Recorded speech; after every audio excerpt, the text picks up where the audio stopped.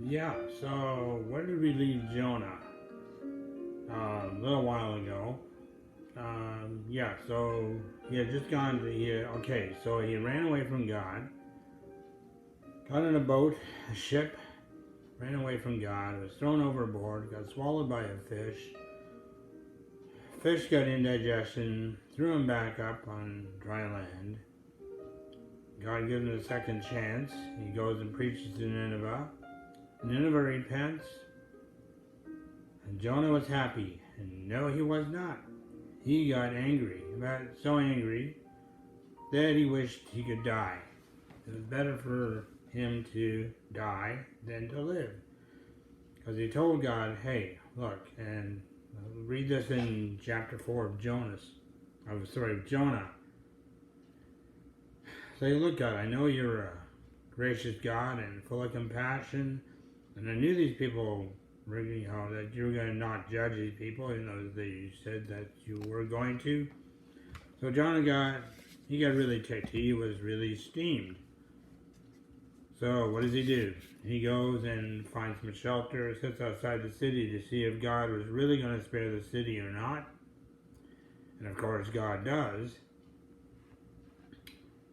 And God, in His graciousness, He provides a vine, a plant of some sort to give Jonah extra shade, to keep him from getting sunstroke, just protect him, as God cares for him, cares for us, cares for Jonah. And then God sent a worm to eat the plant, and of course Jonah complained. Again, he said he was angry enough to die. He said, take my life. And the scorching east wind, and basically sum it all up. God gives a challenge in chapter 4, the last few verses.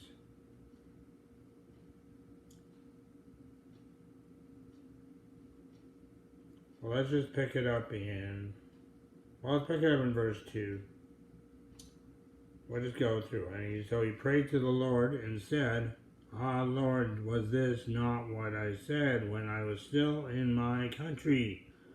Therefore I fled previously to Tarshish, for I knew that you are a gracious and merciful God, slow to anger, and abundant in loving kindness, one who relents from doing harm. Therefore now, Lord, please take my life from me, for it is better for me to die than to live.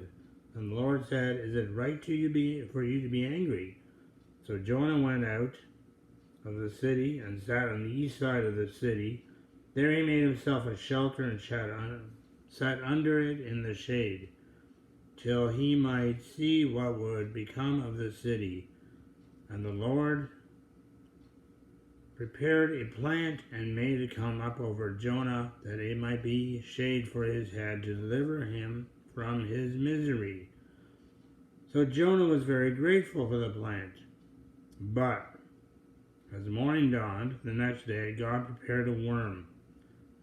So it damaged the plant, and it withered. And it happened when the sun arose that God prepared